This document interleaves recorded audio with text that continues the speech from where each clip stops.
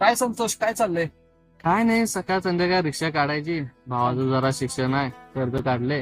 हा. तो एकदा हाताखाली झालं की मग झालं काम आपलं. हा, बघ तुझं सगळं बरोबर आहे. हा.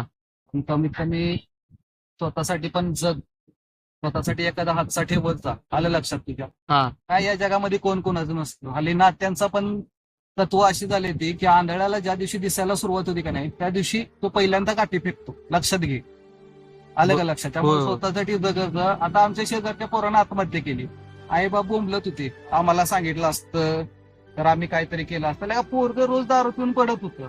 हा, आणि म्हटलं तर आम्ही कसं झोपू. आता वर्ष झालं म्हातारी मस्त खाते ते.